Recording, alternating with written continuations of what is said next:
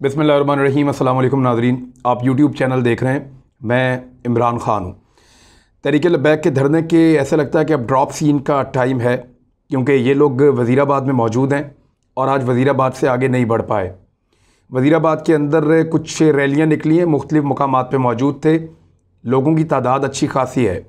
आज से 2 दिन पहले रिपोर्ट हुई कि लोगों की तादाद कम हुई थी, जब सादोकी के अंदर तसादुम हुआ कारकुनों का और पुलिस का, जहाँ फायरिंग रिपोर्ट हुई है और दोनों तरफ से फायरिंग रिपोर्ट हुई है। कुछ लोगों ने पुलिस के ऊपर फायरिंग की है। अब ये कारकुनान है या उनकी आड़ में हुआ, लेकिन ज़िम्मेदारी कारकुनों के ऊपर डल रही है। पुलिस वाले शहीद हो गए 5 के करीब और बहुत बड़ी तादाद में ज़ख्मी है। दूसरी जानिब कारकुनों की शहादतें भी रिपोर्ट हुई हैं, वो भी ज़ख्मी हैं। वज़ीराबाद से आगे एक डेडलाइन बना दी गई थी, जहाँ पे रेंजर्स ने रेड लाइन लगा दी थी और कुछ बैनर्स भी लगा दिए थे और उन्होंने बताया था कि हमें गोली चलाने का इख्तियार हमारे पास है, तो यहाँ से कोई क्रॉस ना करे। तो वहाँ से क्रॉस किसी ने नहीं किया। वज़ीराबाद से बाहर जीटी रोड के ऊपर जहाँ से आगे बढ़ना है इस काफ़िले को, पहले दरियाए चनाब का एक पुल आता है, उसके बाद दरियाए जेहलम का एक पुल आता है। उन दोनों जगहों पे रुकावटें मौजूद हैं और बाकायदा दीवारें भी तामीर की गई हैं और सड़कें खोद के खंदकें बना के कुछ इतलात के मुताबिक उनके अंदर पानी भी डाल दिया गया है। अब ये जो एहतजाज करने वाले लोग हैं, इनके पास क्रेनें मौजूद हैं, एक्सीवेटर्स मौजूद हैं। इसके अलावा इन्होंने अब बहुत बड़े बड़े जो फट्टे होते हैं लकड़ी के, वो भी साथ रख लिए हैं कि अगर ज़रूरत पड़ी तो खंदकों के ऊपर इन फट्टों को रख के वहाँ से अबूर किया जा सकेगा। लेकिन वो इतना आसान नहीं होगा और मुझे नहीं लगता वो नौबत आनी चाहिए कि सिक्योरिटी फोर्सेस और लोग दोबारा आपस में टकरा जाएं, क्योंकि जब भी टकराव होता है चंद शहादतें और हो जाती हैं, बहुत सारे लोग ज़ख्मी हो जाते हैं, जो इंतहाई अफसोसनाक है। दोनों जानिब से ऐसा होता है। वज़ीर-ए-आज़म पाकिस्तान ने आज कुछ उनकी टीम मिलने के लिए गई थी, मुज़ाकरात हुए हैं, साद रिज़वी से भी हुए हैं, बाकी लोगों से भी हुए हैं। तो अल्लामा साद रिज़वी से जो लोग मिले उनमें अली मोहम्मद ख़ान पाकिस्तान तहरीक इंसाफ से और असद कैसर साहब, कुछ और लोग, इन लोगों ने मुलाकात की। बाद में उन्होंने प्राइम मिनिस्टर ऑफ पाकिस्तान से भी मुलाकात की और साद रिज़वी साहब ने अपने करीबी ज़राए को ये बताया लोगों को कि जनाब हमारे बहुत सारे मामला तय हो गए हैं हुकूमत के साथ, तकरीबन सारी चीज़ें तय पा चुकी हैं, मामला तकरीबन हल हो गए हैं। अब कुछ ऐसा रह नहीं गया जिसके ऊपर ज़्यादा मामला ख़राब हों। तो बहुत मुमकिन है आइंदा 24 से 48 घंटों के बीच ये मुज़ाहिरीन वापस मरकज़ की जानिब चले जाएँ और फिर उसके बाद हुकूमत और इनके दरमियान कोई ऐसा लायामल तय पा जाए कि फिर बकिया आने वाला दौर, आने वाले साल, वो इस किस्म का कोई एहतजाज ना देखें। वज़ीर-ए-आज़म पाकिस्तान को ब्रीफिंग दी गई है मुतालबात पे, उन्होंने अपने मुतालबात दिए, तकरीबन चीज़ें तय पा गई, बहुत सारी चीज़ों पे इत्तफाक़ राय हुआ।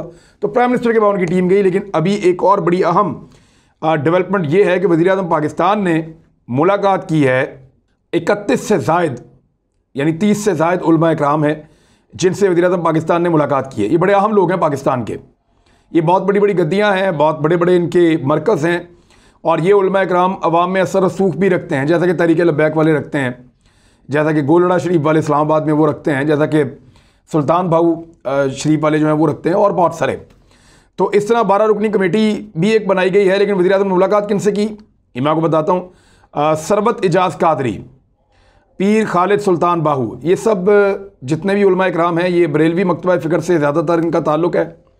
पीर अब्दुल खालिक, डॉक्टर मोहम्मद ज़ुबैर, हामिद सईद काज़मी, पीर मोहम्मद अमीन, पीर ख्वाजा ग़ुलाम कुतुब फ़रीद, पीर निज़ाम सियालवी, साहबज़ादा हाफिज़ हामिद रज़ा, मुफ्ती वज़ीर कादिर, मियाँ जलील अहमद शरकपुरी, पीर मखदूम अब्बास बंगाली, पीर सैयद अली रज़ा बुखारी, साहबज़ादा हुसैन रज़ा समेत दीगर उलमा इकराम भी इमरान ख़ान साहब से मिले हैं।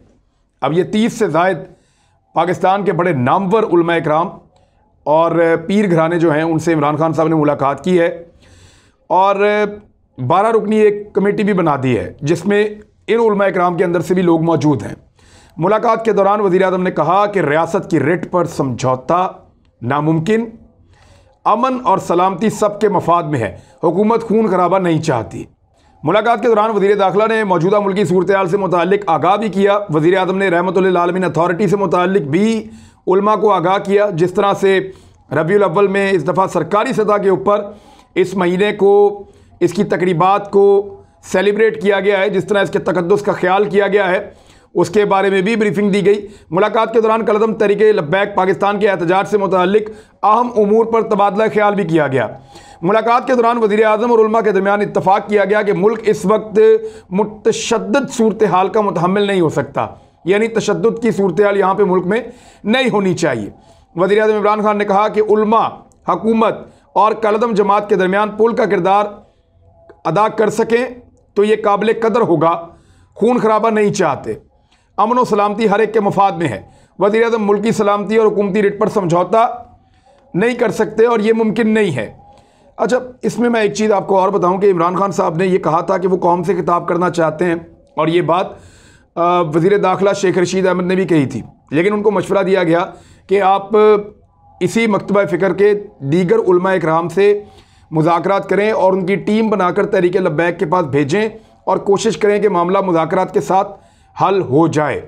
अगर मुज़ाकरात से मामला हल हो जाता है, खून खराबा नहीं होता, पुरतशद्दुद कार्रवाइयाँ नहीं होती, तो ये पाकिस्तान के लिए, हुकूमत के लिए बहुत बेहतर रहेगा। अब इस पर दोबारा फिर ये एक कमेटी बनाई गई है और मुमकिन है कि अब मामला तय पा जाएँ, क्योंकि तहरीक लब्बैक की जो क़यादत है उन्होंने अपने करीबी हलकों में ये बताया है कि हमारे हुकूमत के साथ तकरीबन मामला तय पा चुके हैं और अब सिर्फ दोनों तरफ से फाइनल अप्रूवल होगी और उसके बाद कारकुन वापस अपने घरों को और मरकज़ की जानिब चले जाएंगे।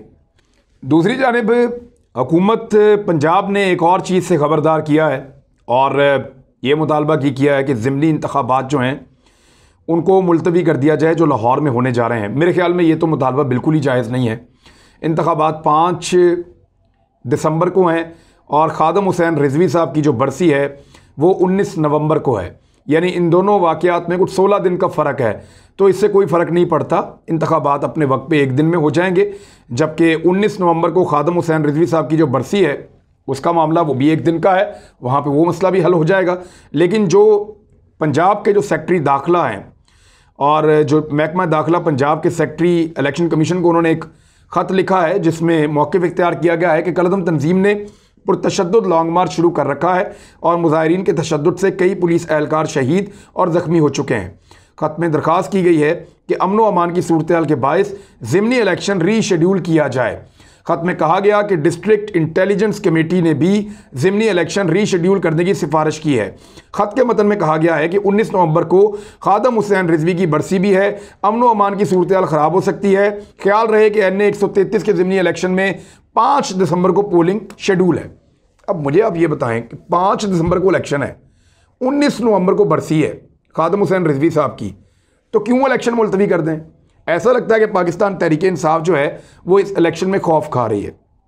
उनको ये लगता है कि ये इलेक्शन उनके उम्मीदवार जमशेद इकबाल चीमा साहब शायद आसानी से नहीं जीत सकेंगे, या हो सकता है उनको इस इलेक्शन में शिकस्त हो जाए, क्योंकि PMLN ने जो कैंडिडेट दी हैं वो परवेज़ मलिक साहब की अहलिया, उनकी बेवा परवेज़ मलिक साहब का इंतकाल हो गया है, शाइस्ता परवेज़ मलिक साहिबा को ये टिकट दिया गया है और उनके जीतने के इम्कानात इसलिए भी हैं कि इस हल्के के लोगों का परवेज़ मलिक के साथ एक ताल्लुक़ बन गया था। उन्होंने उनको इलेक्शन में वोट देकर कामयाब किया था एजाज चौधरी के मुकाबले में, और अब हल्के का जो वोटर है वो अपनी वफादारी शो करेगा तो शाइस्ता परवेज़ मलिक साहिबा के साथ करेगा और वो वोट उनको पड़ सकते हैं। फिर मरीम नवाज़ साहिबा की कंपेन यहाँ लाहौर में बहुत असर रखती है। तो पाकिस्तान तहरीक इंसाफ का ये एक कमज़ोर स्टेटमेंट है हुकूमत पंजाब का, और बज़ाहिर ऐसा नज़र आता है कि वो इस इलेक्शन से फ़िलहाल भागना चाहते हैं, या उन्हें लगता है कि वो इलेक्शन इतनी आसानी से नहीं जीत रहे।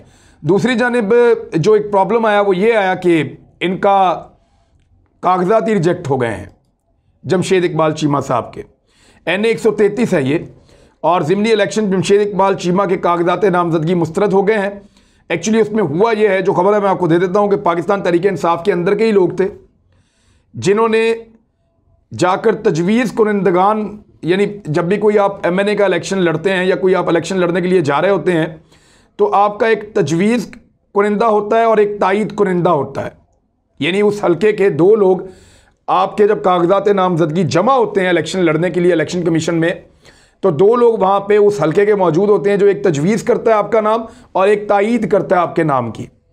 तो जमशेद इकबाल चीमा साहब को ये जो 2 नाम दिए गए, ये पाकिस्तान तहरीक इंसाफ के अंदर ही एक ऐसे शख्स था जो वहाँ से MNA का इलेक्शन लड़ना चाहता था, तो इन्होंने एक साजिश के तहत दो ऐसे लोगों के नाम दिए जानबूझकर, जिन दोनों लोगों का ताल्लुक इस हल्के से है ही नहीं, उनका वोट ही इस हल्के में नहीं है। अब जमशेद इकबाल चीमा क्योंकि इस हल्के के रहने वाले नहीं है उनका, और परवेज़ मलिक साहब भी इस हल्के के रहने वाले नहीं थे। चीमा साहब इस हल्के से थोड़ा सा दूर रहते हैं और परवेज़ मलिक साहब तो बिल्कुल ही शहर में रहते हैं, वो तो बहुत दूर रहते हैं। लेकिन जमशेद इकबाल चीमा साहब को यहाँ से टिकट मिल गया, उनको पता नहीं था। जो मकामी लोग यहाँ से मैंने कहा खुद इलेक्शन लड़ना चाहते थे, उन्होंने साजिश करके दो ऐसे तजवीज़ कुनिंदगान और तायीद कुनिंदगान फराम किए जिनकी बुनियाद के ऊपर वो सारा मामला जो है वो इलीगल हो गया। और PMLN को ये इतला दे दी गई कि जनाब ये जो तजवीज़ कुनिंदा और तायीद कुनिंदा है ये इस हल्के का है ही नहीं, ये वोटर नहीं है यहाँ का, आप इस पर एतराज़ लगा दें। तो उनके एतराज़ के नतीजे में जमशेद इकबाल चीमा साहब इलेक्शन लड़ने के लिए नाअहल हैं, उनके कागजात नामजदगी मुस्तरद किए जाएं, ये अपील हुई और उनके कागजात नामजदगी जो है मुस्तरद कर दिए गए हैं। अब तहरीक इंसाफ के जो उम्मीदवार हैं जमशेद इकबाल चीमा साहब, उन्होंने दो और लोगों का जो मकामी है वहाँ पे उनका फौरी तौर पे बंदोबस्त किया और फिर उनसे उनके कागजात हासिल किए, डॉक्यूमेंट हासिल किए और उनको बतौर तजवीज़ और तायीद कुनिंदगान के वहाँ पे इलेक्शन कमीशन ऑफ पाकिस्तान में भिजवाया गया है। तो रिटर्निंग ऑफिसर जो है उनसे वजाहत तलब करते हुए उम्मीदवारों से 1 नवंबर तक जवाब मांगा गया है। तो लगता है कि ये मसला हल हो जाएगा, लेकिन ये साजिश जमशेद इकबाल चीमा के खिलाफ एक ये हुई है और दूसरा एक ऐसा इलेक्शन जहाँ पे वो मुकाबला कर सकते हैं, वहाँ पंजाब हुकूमत उनको कमज़ोर करने के लिए ये कह रही है कि ये इलेक्शन मुलतवी कर दिया जाए ताकि ये तासुर बने कि इस इलेक्शन में पाकिस्तान तहरीक इंसाफ कमज़ोर है। और मरीम नवाज़ साहिबा जब कंपेन करेंगी यहाँ पे आके, परवेज़ मलिक साहब की जो बेवा हैं शाइस्ता परवेज़ मलिक साहिबा, वो जब यहाँ पे आएंगी, बाकी पार्टी के लोग आएंगे, तो PMLN का ये हल्का गढ़ है, यहाँ से PMLN हमेशा जीतती रही है, ये एक रियलिटी है। और उनको यहाँ पे मुकाबला देना जमशेद इकबाल चीमा के लिए आसान नहीं होगा और वो इस वक्त नज़र भी आ रहा है। पेट्रोलियम के हवाले से दो खबरें, एक तो पेट्रोल की कीमत पहले ही बहुत ज़्यादा है, ओगरा ने सबरी भेज दी थी कि आप पेट्रोल की कीमत में मज़ीद इजाफा करें, लगभग कोई 8 रुपये के करीब, और पेट्रोल की कीमत 11.53 रुपये, डीज़ल 8.49 रुपये, मट्टी का तेल 6.29 रुपये और लाइट डीज़ल 5.72 रुपये बढ़ाने की तजवीज़ दी थी। तो अब उस पर वज़ीर-ए-आज़म पाकिस्तान ने इसको मुस्तरद कर दिया है फ़िलहाल, लेकिन मेरे ख्याल में मुस्तरद करने से कुछ नहीं होगा।